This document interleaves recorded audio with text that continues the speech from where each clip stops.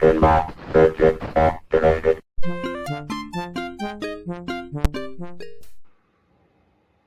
We got a gutted cabinet.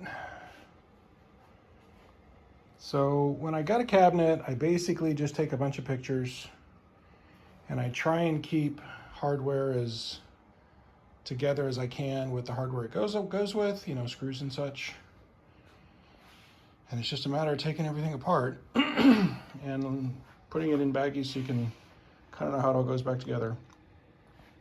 I'm not going to remove the ground braid here because I'm probably going to replace it, but I want to use it as a guide when I put the new ground braid back in. There's a couple of interesting little fittings here that are soldered in there, and then there's one for the start button there, you can see. So I'll have to desolder those when I put the new ground braid in. So now what we're going to do is flip it over, put it on some sawhorses, and see about getting the bottom of this thing out. Quick little video, show you what I'm doing here. So you can see, and I've already chipped away some of this, but there's a little, almost like a rabbet joint here. And they've put it in there, and then they've glued in a small little piece to hold it in there. So what I'm doing is I'm taking an X-Acto knife and just scoring down where the joint is and then chipping it out with my chisel. And this side's coming out pretty easy. This is the side that was rotten.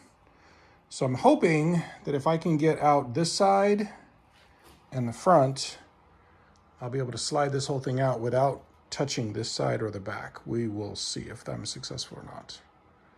So I'm gonna get on with it and see what happens.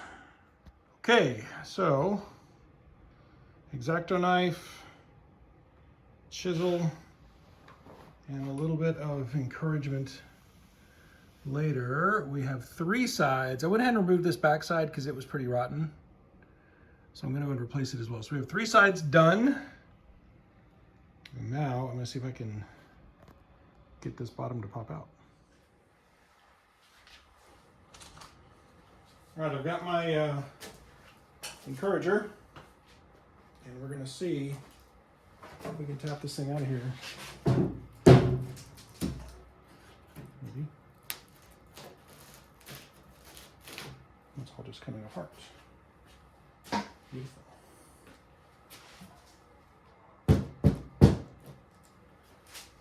All right, I discovered there's a couple of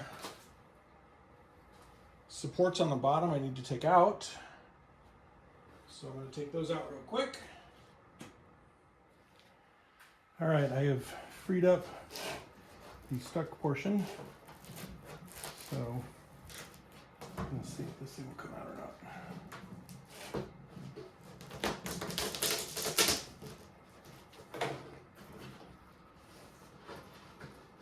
I'm going to do this as gently as I can. So I don't completely jack it up. 20 minutes later. Well, you missed it, but I got it out. Did not damage the bottom of the cabinet, this side, which I was worried about. So now what I'm going to do is clean all this out with a chisel and get ready to cut my new bottom. And I'll just clean all this stuff up while I'm at it. I'm going to have to replace these. They're crap. Look at that. It's like sponge. It's like super soft pine or something. That was actually better. So I'll replace that. I'm going to cut a new bottom out of 3/4 inch plywood. And while I've got the bottom out, I'm going to take the opportunity to clamp and glue this all together. Fix that, and then like I said, I'll just chisel all this out and then clean it up with a sander so it's a nice clean edge, ready for our new bottom. Sweet, bottom's out. We're here at the big box store. This is the piece of plywood I'm getting for my bottom. Just show you what it is there.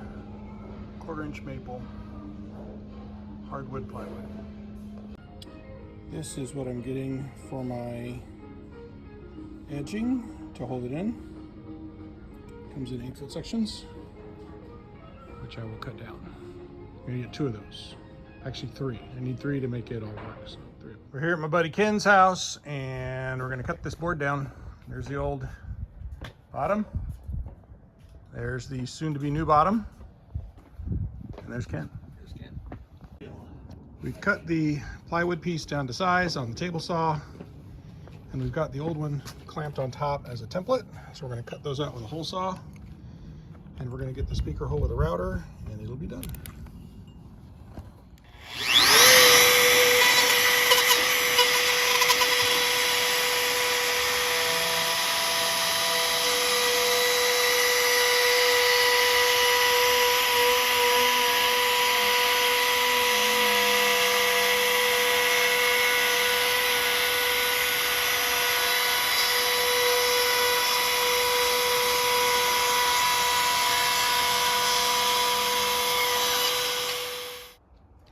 New bottom.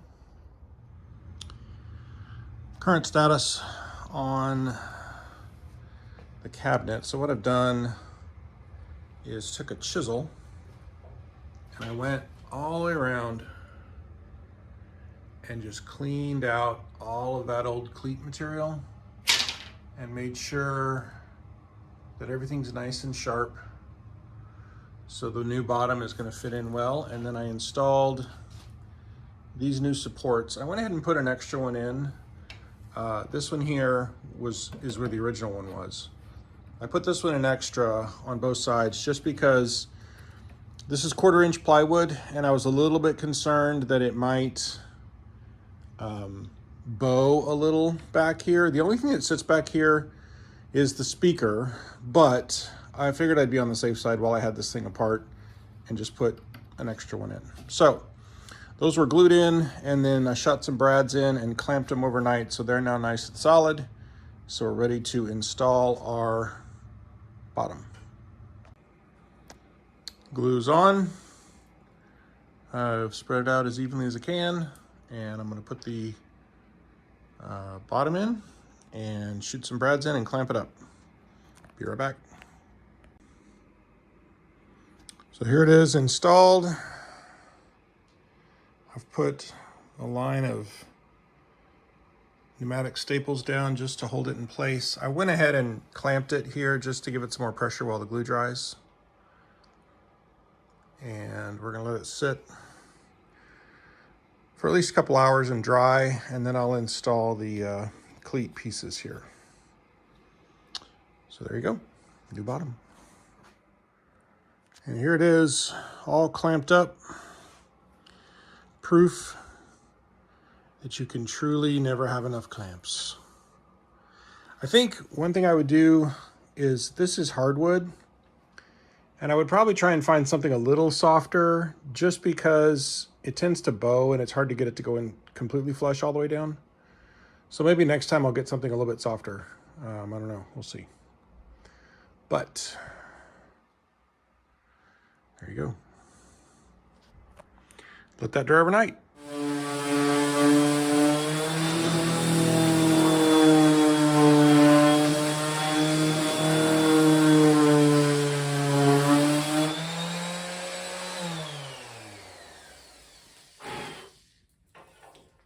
Okay, so all I've done here is this little new material was sticking up maybe 1/16 of an inch. So I went ahead and just took my orbital sander and sanded it back to where it's flush now. And I'm just going to clamp this back up. And the only other thing I might do is put a little bit more wood glue in this and see if I can get a clamp on it. I'm going to do that right now, actually. So, there's some more of this water damaged area that I really want to tighten up here. Don't have to worry about it. I'm going to put some epoxy and or epoxy-based wood filler on this as well. Again, so this will be real solid when I'm all done with it, but for now, I'm going to use this one actually.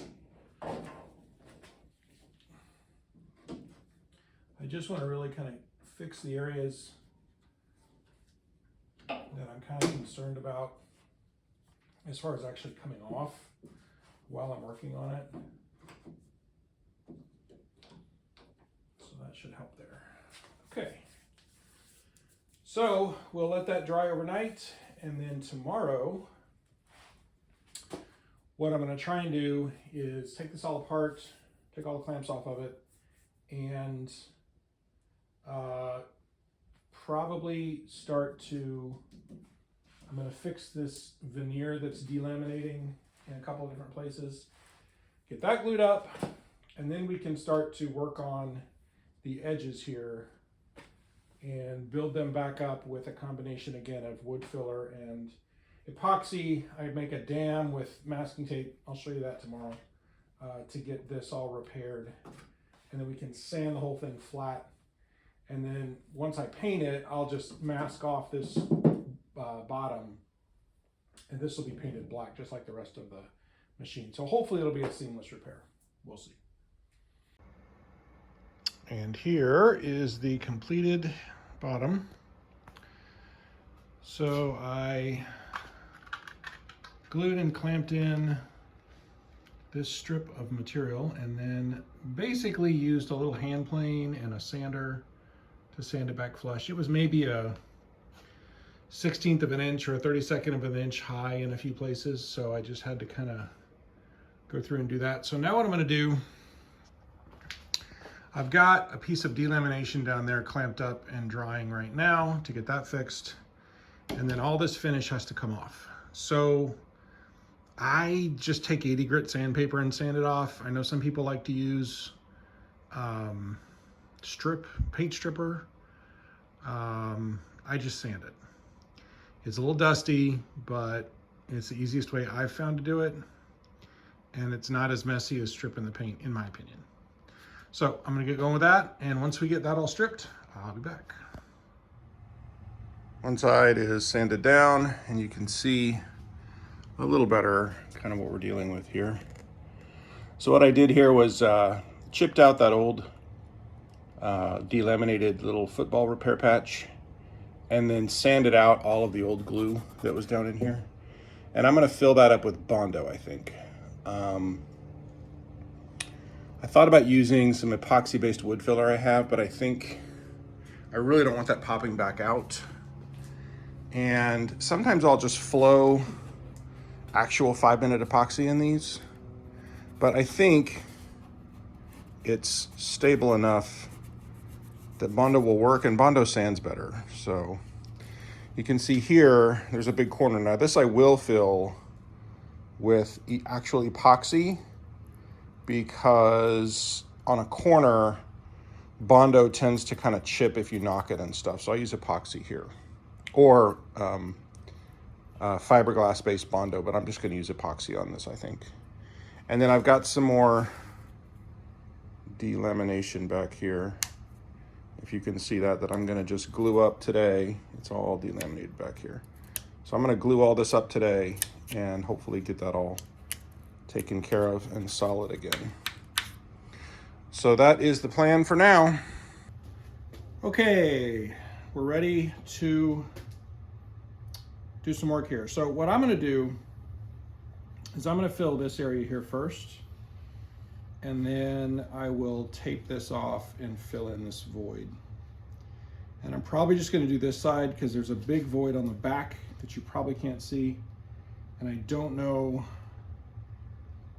that I'm gonna be able to get that all in there all at once. We'll see. So this I'm gonna use my filler for, okay? So just take this apart. Don't lose your hardener because you need it. Duh. By the way, the Jaws teaser dropped today. Looks interesting. I'm not sure if I'm going to be interested in getting a Jaws or not. I want to see some gameplay first. So smells like Bondo. So this is old, so don't worry about that. It's not gonna mess with it. So I'm just gonna scoop out some of this stuff here. And I use a pretty big stick because I've tried this with popsicle sticks before and I end up getting it all over my fingers, so. All right, put that back on the top. Okay, now, I do have popsicle sticks for mixing it. And again, this is kind of a trial and error about how much of this hardener to put in. Most of the time they say to kind of do half of the width of your dollop that you have here.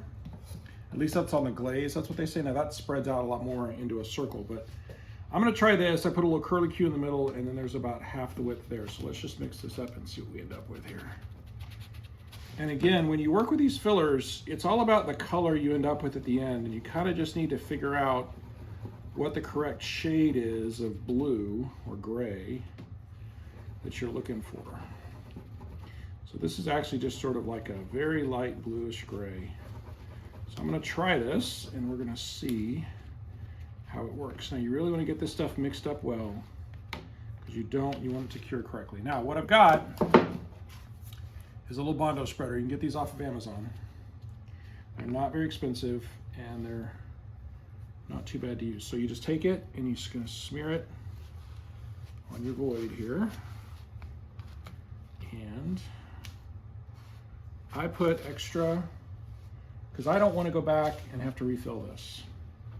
So I always put a little bit extra on here so that I know that when I sand it back, it's going to be relatively flush, because this stuff will contract a little as it dries. Now, if you got extra like this, and just try and find any other areas that need it. I'm not going to do that because that's going to be where a leg is. So I'm just going to go over this, I think.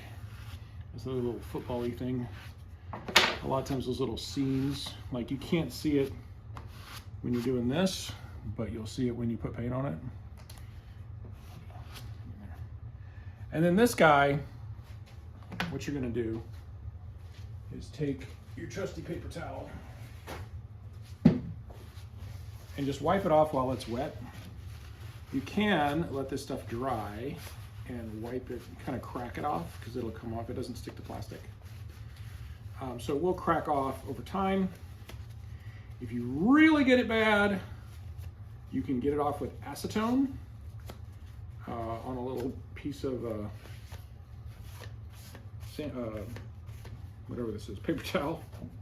But it's easier just to get it all off at the up front, make your life easy. Okay, so that's done there. Let's let that dry. Now what we're gonna do at this point is I'm gonna go ahead and try and fix this area here. So I don't know if you guys can, I'm gonna try and zoom in that picture a little bit before I post this video, but there's a big gouge here where the leg has cut in and it's flaked out a lot of this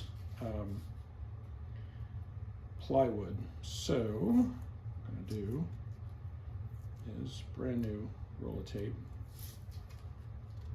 Well, it was brand new at one point and it sat in my workshop forever, and the little cardboard center got water damage, so I'm using it up because it's kind of ugly. So what I'm actually going to do is I'm going to go from here, okay, and I'm going to go all the way down this side, because there is also an area of delamination right here that I'm going to go ahead and fill while I'm at it. Now what you want to do here is you want to get it to where this tape is going to act as kind of like your dam, your little straight edge sort of. So don't push it this way. You want it just to be, I'm just adhering it to this edge here so that it's sticking up, you know, at like a 90-degree angle. Now, if you think that you're going to get epoxy in these bolt holes, put some wax paper down in there, and that will solve that problem. But what I'm going to do is I'm going to stop the epoxy right here at the corner, and I'm going to fill this, and I'm going to fill all that, and that should work okay. So use the same old thing here. This is the hardener, so we need the resin. And this stuff just mixes 1 to 1. So I've got 2 more bottles of this, but I'm trying to use up this one because it's almost empty. I get this stuff at Ace Hardware, and it works pretty good. I don't know if other epoxies might work better, but who knows. So now I'm just going to try and kind of match that with the hardener. I'm usually a little bit more generous with the hardener, again, because I know I'm going to be sanding it back. And I want to make sure that this stuff is going to be good and set so I can sand it. So, popsicle stick number 2. I'm just going to mix this stuff up. Mix it really well. And it'll turn almost like a milky color. And that's when you kind of know that you're ready to go. It's nice and mixed. Okay. So now I just bring this over here. I just spoon some of it out and let it just drop into those areas. And come over here. And, you know, I kind of go out just a little bit outside of the actual area of damage so that I know it's well adhered. And that way I don't have to worry about having to fill it again at the end. Now this tape does not stick to epoxy, or epoxy doesn't stick to the tape, one or the other. So that's what makes it nice to use the blue masking tape. There's a little bit right here.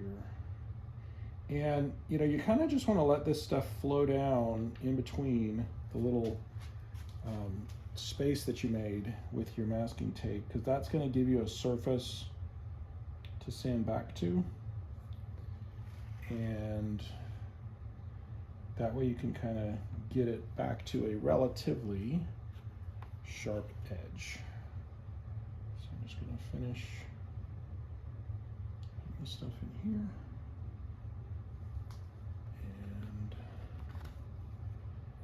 You know, the 5-minute stuff is nice because it gives you enough time to do what you need to do, but it also doesn't take forever to set like some other epoxies do. So I may need more actually. We'll see. It's a pretty big area of delamination. Also, just so you know, I've prepped.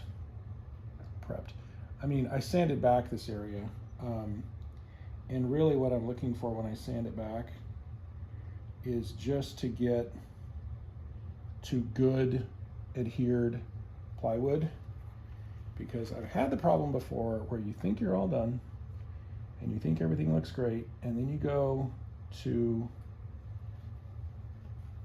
prime it and paint it and you realize there's a whole another area of delaminated stuff that looked like it was solid, but it's actually a little bit loose, and it'll kind of bounce up and down into your paint and it looks like crap.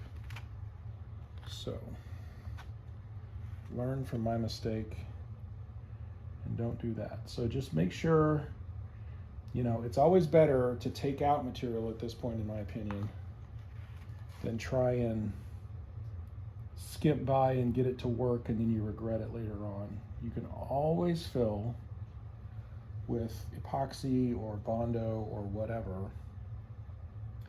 And in my opinion, that is preferable to ending up, you know, down the road once you've put paint on it with, you know, bubbles and delaminated spots and stuff. So there you go. That is step 1 in fixing these areas. So now we're just gonna let this dry and go watch some videos about Jaws, I guess. I don't know, we'll see.